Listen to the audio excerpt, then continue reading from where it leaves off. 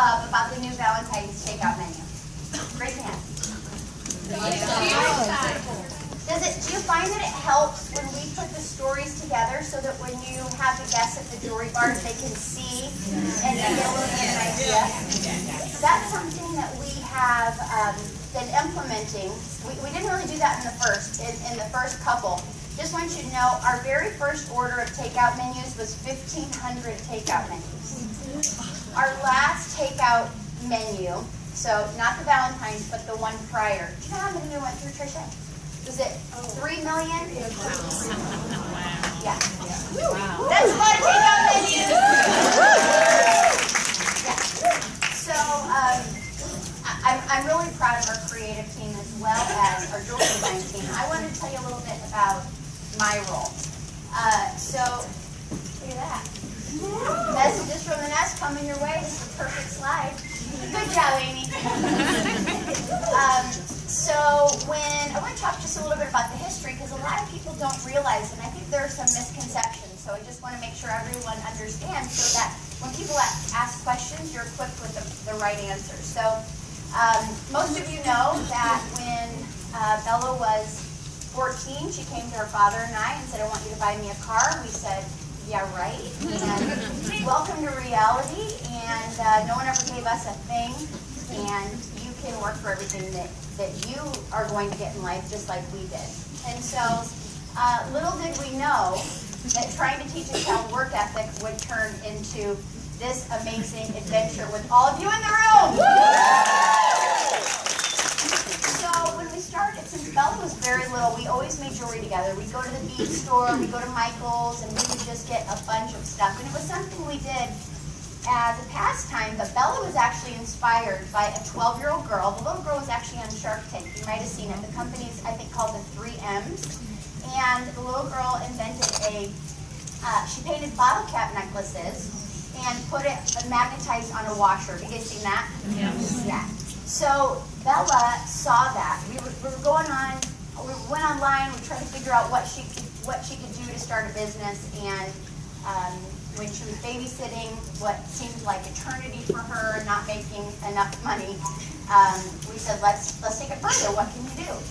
So this little girl she saw was on Oprah, and the little girl says, Oprah asked her, and she made $1 million. And Bella's like, I want to make $1 million. And I'm like, you can do anything you set your mind to.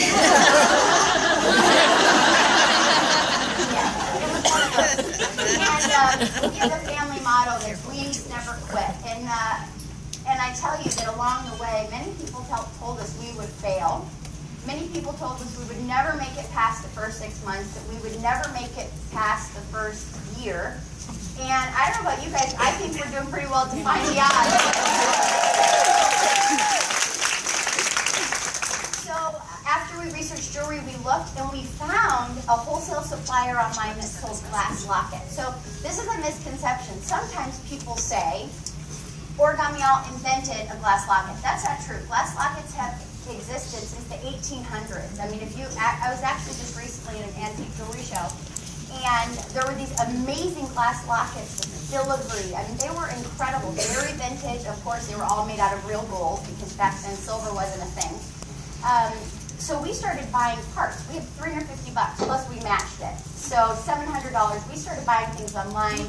They weren't the best quality, but for what we had, it was something that was a start for us. We were cutting backs off of earrings, and I mean, you guys have seen some earrings at Forever 21 and be like, I could cut that thing off and put it in my locket. We've all done it. It's okay. We've all been there. So in the beginning, that's how we started, and then we originated the concept of the custom plate, and then we started making custom chains and dangles. And then the first thing we were ever to make on our own was, after chains and dangles, were charms. And so we started designing our own charms. And then we had built up enough money that we started designing our own locket, which we're actually the first company to have a stainless steel locket, which was of really good quality. I mean, you can really tell the difference if you feel the weight of some of the other lockets out there.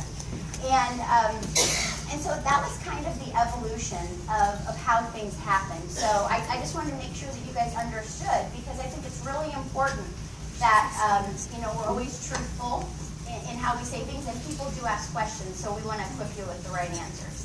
So after selling at some home parties, we had a launch party at our home, we started doing boutiques, and the boutiques were crazy. We had a great display. I'm an interior designer by trade, and so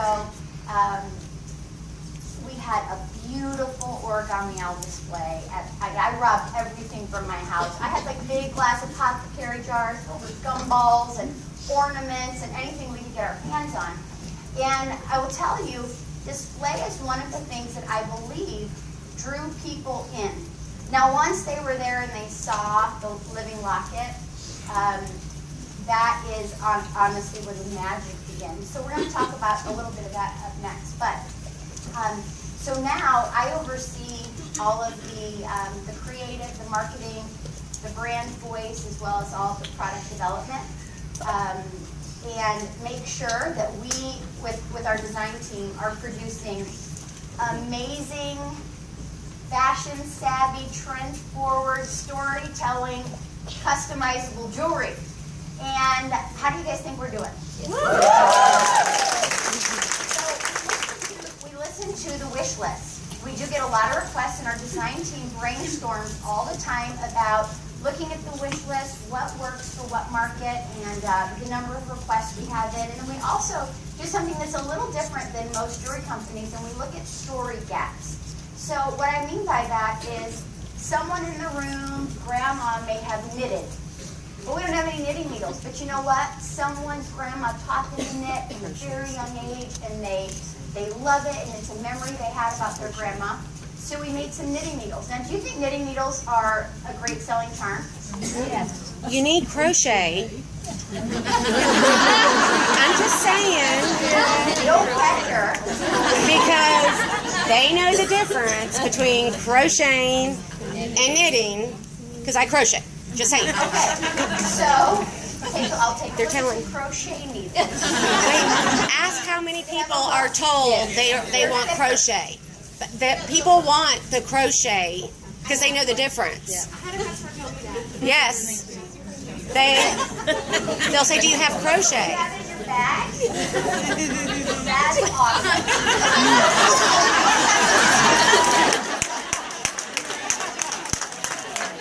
We need to get together. Assistant, I just have to say, Tracy, would you please do me the honor of writing on our wish list that we need a crochet charm, because this woman just got a ball of yarn out of it. I have a bag in my car. I carry crochet.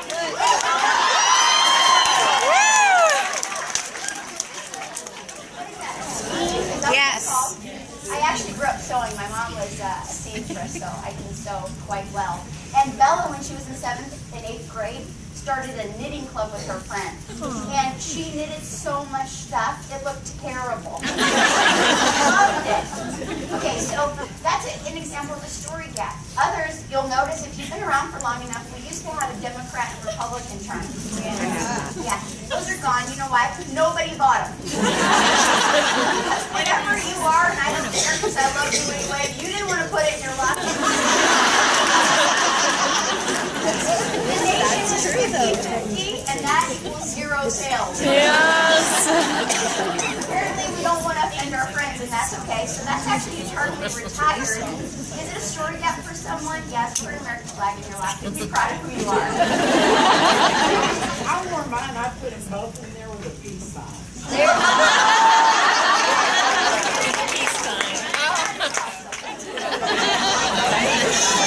I don't know if you heard her.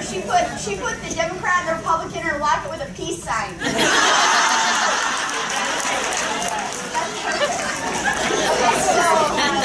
So we're really mindful of those things, and you'll notice, sometimes things transition in and out of our collection. One, because who's noticed the difference? If you've been around longer than a few months, who can tell the difference in the new charms we're designing?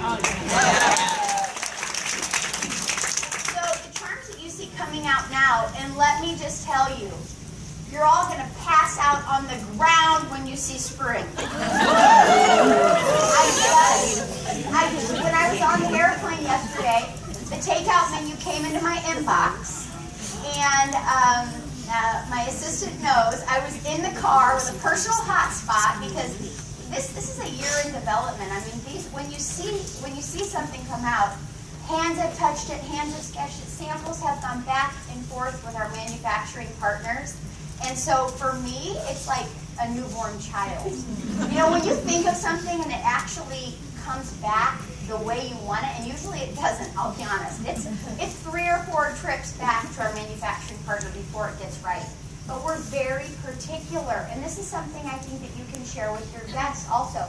We expect the highest standards, and that's where you see most of our charms now are going to be either double-sided, or you'll see that they actually have shape. We're really raising the bar there, and like I said, you're going to be blown away with spring. So when we have the reveal, who watched the live reveal for Valentine's Day? Yay! Did you guys like that, or would you prefer a webinar? Oh, loved it. It was great. Fun, huh? Yeah. I wore this skirt. Ah, that's right. That's right. You what? Oh, you watched it while you were walking through Steinmart? That's awesome. People are like, I need to get to that rack. I'm like, oh, sorry. So, how many of you know Marty Miller over here? Stand up, Marty. So, Marty is our first male director, and he's a realtor. And so, in his, I'm going to call real estate his part-time job now, because I'm pretty sure Origami Al's making him a little bit more money than that. But I referenced Marty in the video because he's our first director, and we had some pay it forward events, which we'll talk about a little bit later, that are exciting. And he said that he was showing a house, and his phone just kept blowing up in his pocket. Text, and people were like, what is going on? But I thought that was great. I mean, it was a great example of how, as an Origami All family, we really do try to cheer each other on. And for someone to say, hey, Marty, they're talking about you at the nest, I thought that was exciting. Even though it was me talking about you. It probably isn't that exciting, but still. So note when the spring reveal is, keep your ears open, because I have to tell you, out of anything we've ever created, I am so proud, I almost have a tear in my eye about what's coming. It's really going to blow your mind. So, that's happening. The takeout menu is unbelievable. We're in the tweaking process. I just got the first draft. I go through from the very first concept. We sit with our creative team first, and we take it to our executive team. Robin, who's our CEO. Who knows Robin? She's awesome. She's our new CEO, and so we take it and we kind of brainstorm as a team what direction we're going to go, and I think you're going to be really excited. So,